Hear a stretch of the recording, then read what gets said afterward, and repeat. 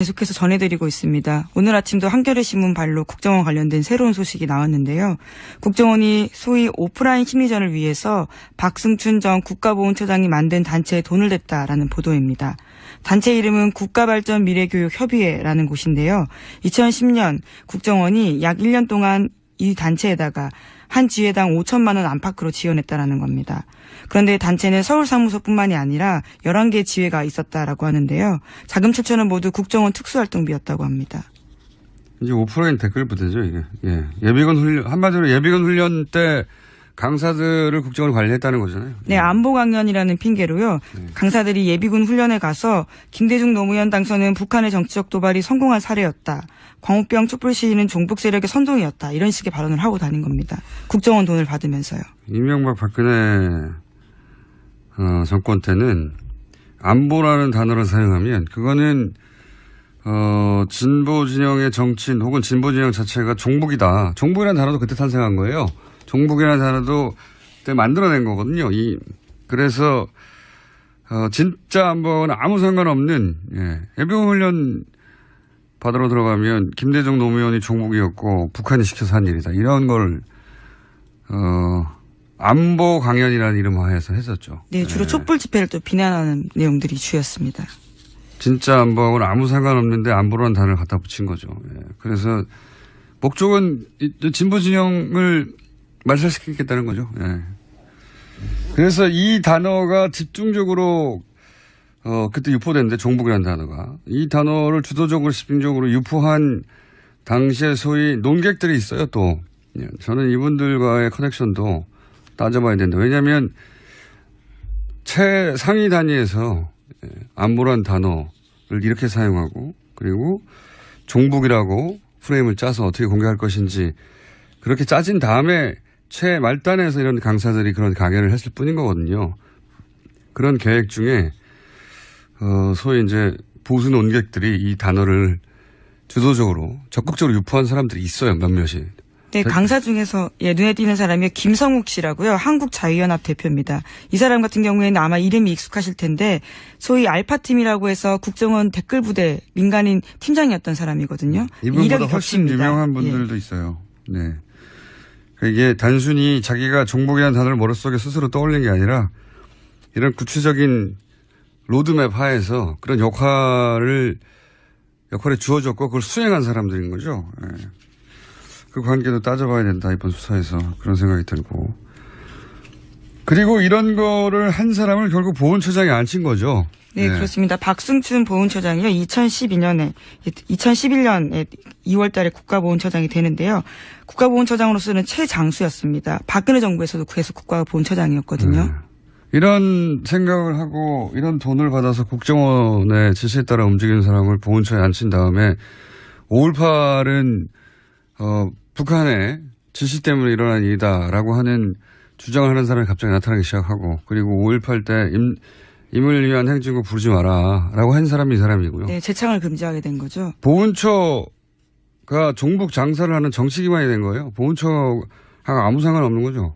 네, 당시에 DVD도 문제가 됐었는데요. 보훈처가 만들어서 배포했던 내용인데 이 내용도 대부분 민주화 운동을 종북으로 헐뜯는 내용들이 담겨 있었습니다.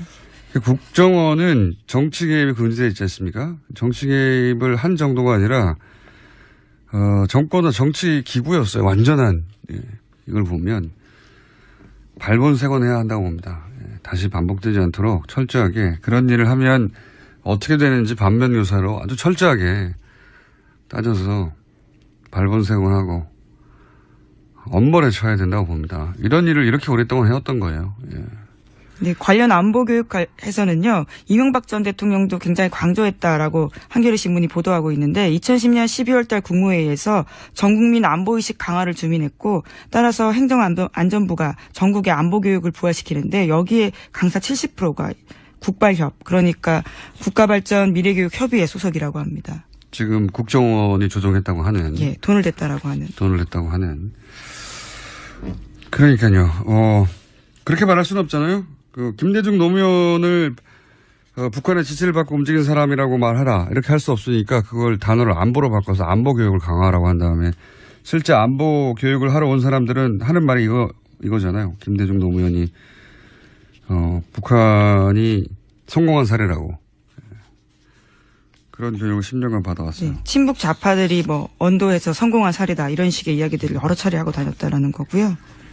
종북이라는 단어가 이때 탄생한 겁니다. 누가 만들었는지 모르겠는데 국정원에서 만들었을 수도 있습니다. 자, 그런 일이 있었다고 합니다. 자, 다음 뉴스는요. 네, 어제 우병우 전 청와대 민정수석의 재판도 있었습니다. 해당 재판에서는요, 판사가 증인으로 출석한 문체부 공무원에 대해서 그 자리에서 압수수색 영장 발부하는 일도 있었습니다. 그래서 검찰이 해당 공무원의 집무실과 자택을 압수수색했는데요. 해당 증인이 나와서 거짓말을 한다고 의심이 되다 보니까 재판장이 그런 일을 한 겁니다. 이게 이제 뉴스가 된 이유는 이제 수사기관이 필요에 의해서 압수수색을 요청하는 거거든요. 통상.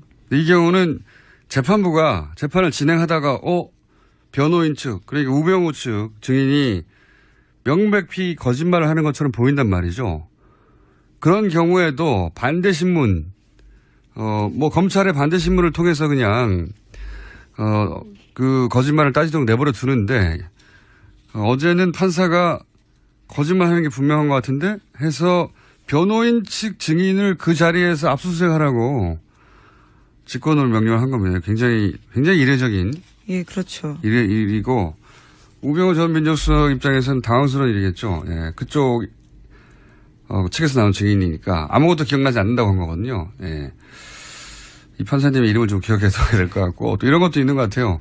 소위 이제 우병우 전 민정수석을 포함하여 지금 이루어지고 있는 재판, 에서 재판부를 무시하는 듯한 태도나 하여튼 행동이 되게 많았잖아요. 예. 네, 계속해서 증언을 거부하거나 기억나지 않는다라고 하면서 무성의한 태도로 일관한 증인들이 굉장히 아예 안 많습니다. 나온 사람들도 있고 삼성 같은 경우에는 때로는 증언을 거부했었죠. 증언을 거부했죠. 전례가 없는 일인데 사법부의 어떤 위신이 땅에 떨어진 것도 있고요. 예, 화가 난 것도 있는 것 같아요. 어쨌든 이번 경우에는 이 판사님은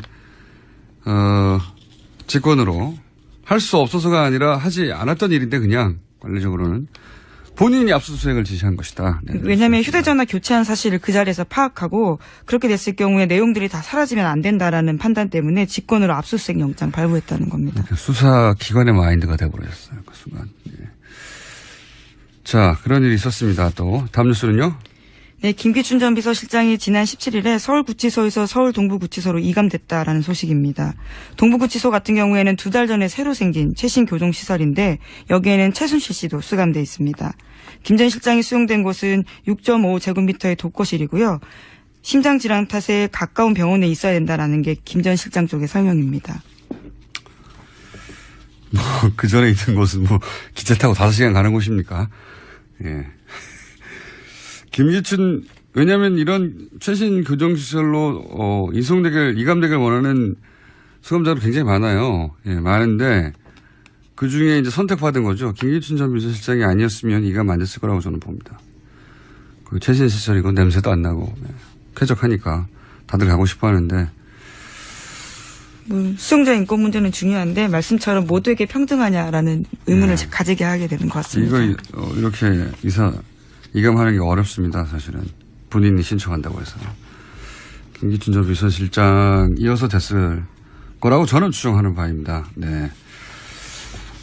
지금 각 부처의 장만 바뀐 거니까요, 아직은. 자, 다음 수는요? 네, 박근혜 정부가 4년 동안의 임기의 성과를 평가하는 박근혜 정부 정책 백서를 발간했습니다. 국정과제의 85%가 완료되었거나 정상 추진됐다라고 평가했는데요.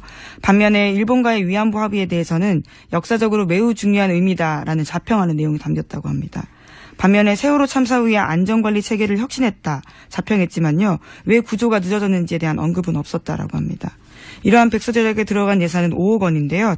전국에 3,000부 배포됐습니다. 레어 아이템이네요. 3,000부밖에 없다고 하면. 예. 모든 정보는 백서를 발간해야죠. 예. 그리고 아마 중요한 사료가 될 거라고 봐요, 나중에. 탄핵을 당했는데도 불구하고 이렇게 정신을 못 차렸다 하는 사료로 널리 회자될 거라고 봅니다. 예. 좋은 내용이네요. 대부분 잘했다는 거잖아요. 예. 그렇죠. 85% 완수했다. 근데 왜 탄핵을 당했는지는 이해할 수가 없는 거죠. 이것만 봐서는. 예, 거기에 대해서 한강욱 전 비서실장이 한 말이 있는데요. 예기치 못한 정책 여건 변화로 일부 성과를 거두지 못했다라고 하는 겁니다. 예기치 못한 정책 여건 변화로. 훌륭하네요. 저는 이런 백서 좋다고 봅니다. 나중에 아주 훌륭한 사료가 될 것이다. 예. 하지만 민망한 건 어쩔 수가 없죠. 거기다 국민 예산으로 정확한 평가를 하지 못했다는 점에서요. 자, 얼마나 좋은 사례입니까? 예. 만약에 거기가 반성으로 가득 차봐요. 사료가 될 수 없죠. 자, 다음 뉴스는요.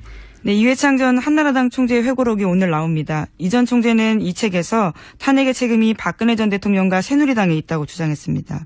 당시 여당 의원들이 박 전 대통령의 수직적이고 권위적인 당 관리에 순응하느라고 제대로 직언하지 못했다라고 주장하고 있습니다. 이해창 전 총재를 갑자기 인터뷰하고 싶네요. 네. 저희 한번 시도해 보겠습니다. 네.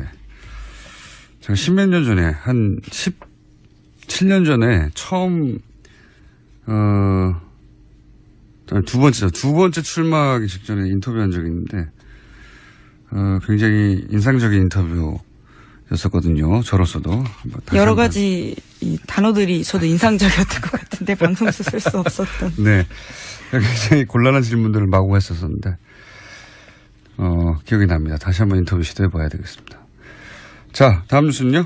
네, 어제 국민의당 제보조작 사건 첫 공판기일 열렸습니다. 이 자리에서 좀 새로운 이야기들이 나왔는데요. 김성호 전 의원과 김인원 전 국민의당 부단장은 모든 혐의를 부인했지만요. 다른 의혹이 불거졌다라는 겁니다. 채널A 보도입니다. 국민의당이 허위 녹취록 발표하기 이틀 전에 김성호, 김인원 두 사람이 새로운 의혹 제기했다고 합니다. 문재인 후보 같은 경우에 고용정보원의 특혜 채용 감사 무마했다라는 주장이었는데요. 알고 보니까 이 내용 사실이 아니라는 걸 알고도 발표했다라는 내용이 나왔습니다. 그러니까 서울대 게시판에 올라온 글이 사실이 아니라는 걸 알고도 발표를 했다는 거죠. 예, 내부적으로 수차례 보고받았다라고 하는데요. 이를 묵살했다라고 하는 게 검찰의 주장입니다. 사실이 아니라는 걸 내부적으로 담당자들이 얘기했는데 그런데도 불구하고 사실인 것이라고 발표를 했다. 예. 당시 국민의당이 이제 안철수 후보 지지율이 문재인 후보에 거의 육박을 했다가 유치원 발언과 뭐 대선 후보 토론을 거치면서 지지율이 급락을 해서 반전 모멘텀을 만들기 위해서 결사적이었죠. 그때 당시. 그러다 보니까 이 뉴스는 그러니까 당시 국민의당이 팩트체크가 덜 됐거나 아니면 사실이 아니라고 내부적으로도 얘기하는데도 그런 모멘텀을 만들기 위해서 물불을 가지 않았다. 이런 뭐 내부 분위기를 엿볼 수 있는 추가 정황인 건데. 예.